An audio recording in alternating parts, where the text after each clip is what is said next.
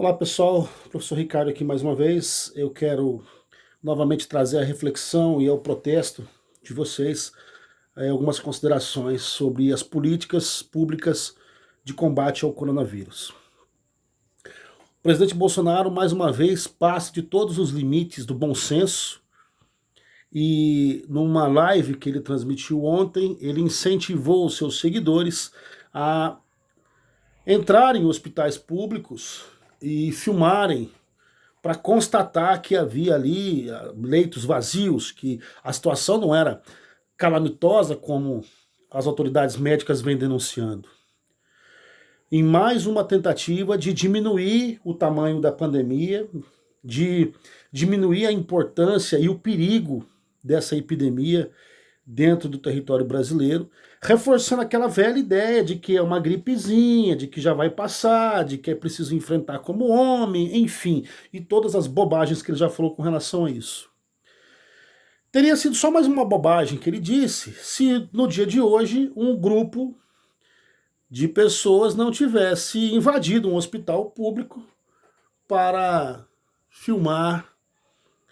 É um hospital público que está atendendo especificamente vítimas da Covid-19. Essas pessoas, num ato de completa irresponsabilidade criminosa, invadem o hospital para seguir as orientações do seu mito. Imaginem onde nós vamos parar se em cada cidade do Brasil um grupo de lunáticos começar a invadir hospitais com câmeras na mão para tentar constatar que os hospitais estão vazios. Primeiro, que não é isso que eles vão constatar. Segundo, que eles vão aumentar o contágio. Terceiro, que eles estão sendo levianos e criminosos quando estão fazendo esse tipo de coisa. Aqui na cidade de Rondonópolis, por exemplo, nós não temos mais leitos na rede pública e pouquíssimos restam na rede privada. Então, se eles quiserem invadir, é isso que eles vão constatar, né? Criminosamente, é isso, assim que eles vão constatar. Tudo isso vem reforçar a política genocida de Bolsonaro, de deixar a população despreocupada, desprevenida e, portanto, mais vulnerável a se tornar vítima do coronavírus. Cada vez mais a doença está se tornando óbvia.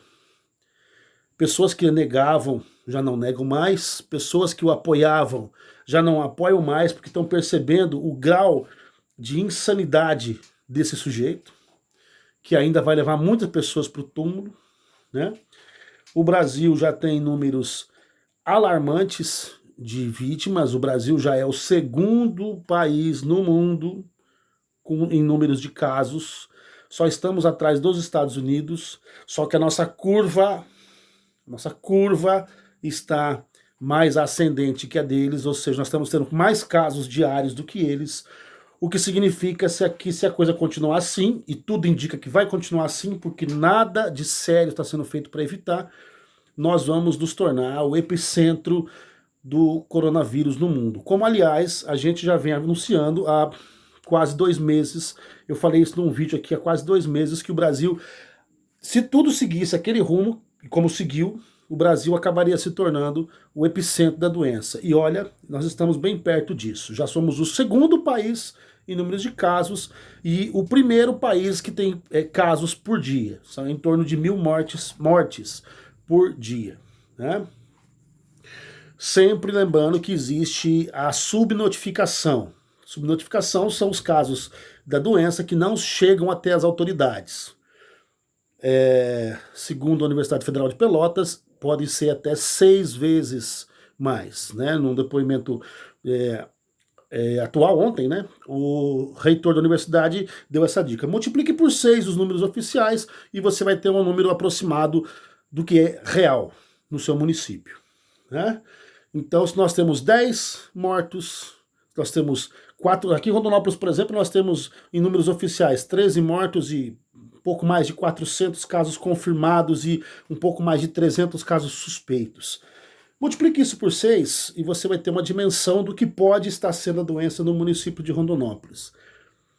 E as pessoas estão começando a sentir isso na pele, porque estão começando a ver colegas de trabalho, conhecidos, familiares, gente famosa, né, meio político, enfim, do meio empresarial, gente conhecida na cidade, começa a se infectar e dar números reais, né? Dar uma forma humana para aquelas estatísticas. Como a gente também veio alertando já há algum tempo, não espere que a estatística se torne um rosto familiar.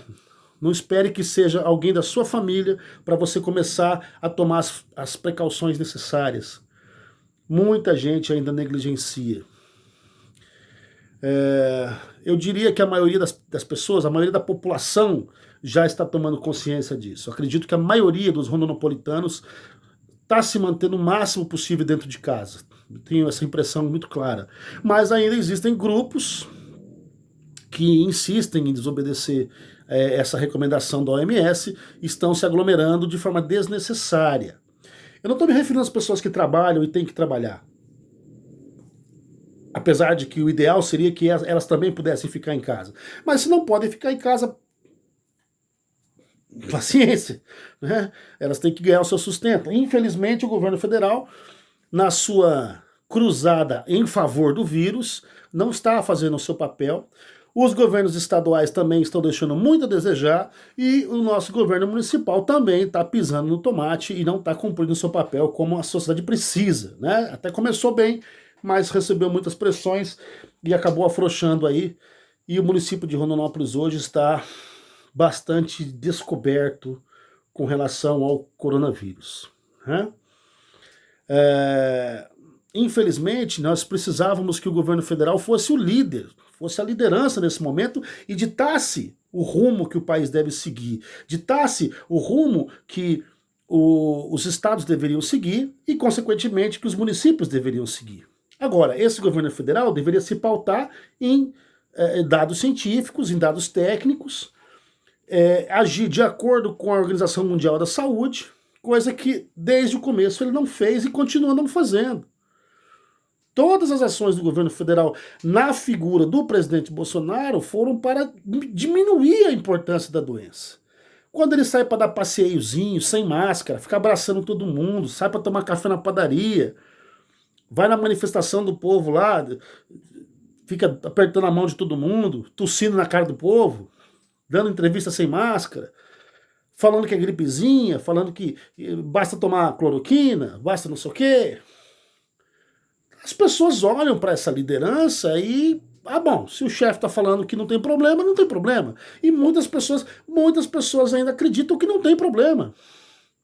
Por causa desse maníaco que está na presidência da República, desse genocida que, bom, nós já contabilizamos números alarmantes, mais de 40 mil brasileiros morreram por conta do coronavírus em números oficiais. Eu não quero nem fazer essa multiplicação por 6 aqui, para não parecer que a gente está sendo alarmista. Mas é necessário que a gente saiba que os números são muito maiores e os números oficiais já são suficientemente graves. Por que nós temos que repetir isso todos os dias? Todos os dias. Porque, primeiro, ainda existe uma parcela da população que duvida, porque ainda acredita nas orientações ou nas desorientações desse maníaco da presidente da República.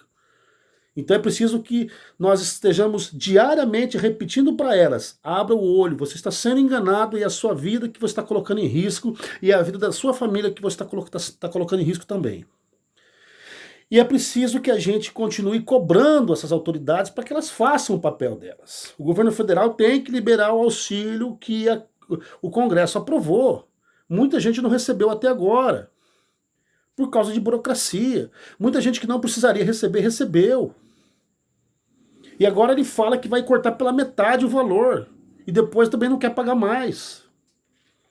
É preciso que o governo federal faça a sua parte, libere crédito para o microempresário, para o pequeno empresário. É importante que o governo federal cobre os bancos, para que os bancos financiem os pequenos e médios empresários, que são aqueles que realmente empregam. Quem emprega mesmo são os micro e pequenos empresários. É preciso que o Estado faça o seu papel de financiar esses pequenos empreendedores e microempreendedores para que eles possam manter os seus funcionários, mesmo reduzindo o cargo horário, mesmo mantendo o funcionário em casa, sem ter prejuízo, sem fechar o seu comércio. Não é o que está acontecendo. Os créditos que foram prometidos não foram cumpridos, nem o auxílio emergencial está sendo cumprido direito. Essa é a nossa revolta. Ou o Bolsonaro começa a agir como presidente da República de um país que está enfrentando uma pandemia, ou nós vamos chegar a uma calamidade jamais vista pelo povo brasileiro. Nós já somos, eu vou repetir, o segundo país do mundo em casos do coronavírus, perdendo apenas para os Estados Unidos. Só que nós somos o país que mais tem apresentado casos por dia. E outro dado alarmante, o Brasil é o país que menos está testando. Mesmo tendo números alarmantes de novos casos, de vítimas, enfim, do coronavírus, o Brasil praticamente não faz testes, ou seja, há uma imensa quantidade de pessoas que tem o vírus, que está doente e que simplesmente não fez teste nenhum. Portanto, esse número não aparece. Porque não é testado, não é examinado. Então, o problema é muito mais sério do que se aparenta. Existe um tripé que precisa assumir a sua responsabilidade. O primeiro tripé são os governos, federal, estadual e municipal. Segundo, os grupos empresariais teriam condição de manter funcionários trabalhando, principalmente as grandes empresas poderiam muito bem manter seus funcionários trabalhando e mantendo os salários delas. São os empresários, então, o segundo tripé, e o terceiro pé, né? O terceiro pé é o povo, a própria população, que precisa se conscientizar que os poderes públicos estão em falta. Os poderes públicos não vão te salvar porque não estão cumprindo à risca o papel deles. Então é preciso que você, cidadão, se cuide e cuide dos seus, cuide da sua família, porque a situação, além de ser muito mais grave do que os números demonstram, ainda vai ficar mais grave ainda. E isso não é alarmismo. Essa é uma constatação óbvia em um país que não está testando, que já é o número 1 em casos diários e já é o número 2 em números totais. Né? E um país que não está apresentando uma política de combate, não existe uma política clara de combate ao coronavírus. Basta lembrar que nós nem ministro da Saúde temos. E da equipe do Ministério da Saúde que foi montada pelo interino, aquele general que disse que o clima nordestino é o mesmo clima do hemisfério norte, numa completa demonstração de ignorância geográfica, não tem nenhum médico. Esse é o Ministério da Saúde que está cuidando do Brasil durante a pandemia. Um Ministério da Saúde que não tem médicos, uma equipe, né? Uma equipe de primeiro escalão, de segundo escalão, que não tem médicos. Cheio de militares lá que não sabem o que estão fazendo, nitidamente não sabem o que estão fazendo. Além de esconder os dados, isso eles sabem fazer e estão fazendo. Esconder os dados reais da população, isso eles têm se esforçado para fazer. Que é um outro fator preocupante, né? Felizmente nós ainda temos uma imprensa livre, que tem buscado junto aos estados a informação para contrapor qualquer absurdo que o Ministério da Saúde venha entregar, porque a essa altura do campeonato, os dados que o Ministério apresentar não são mais confiáveis. O vídeo de hoje ficou um pouco mais longo, porque são muitas questões que nós temos que colocar, temos que repetir, temos que insistir, porque a situação não está melhorando. E eu me atrevo a dizer que ela vai piorar muito antes de começar a melhorar. Não é alarmismo, não há satisfação nenhuma em dizer isso, não há comemoração nenhuma em dizer isso, mas há uma necessidade cidadã, política, de dizer isso. E com relação ao município de Rondonópolis, eu volto a dizer, sinto falta das autoridades políticas se fazerem presentes. Não vejo os vereadores se manifestando, as ações da prefeitura têm sido muito controversas, insuficientes, e é preciso que a população comece a cobrar dos seus dirigentes que eles cumpram esse papel de nos proteger durante essa grave crise de saúde pública que é da Covid-19, do coronavírus. Tá ok?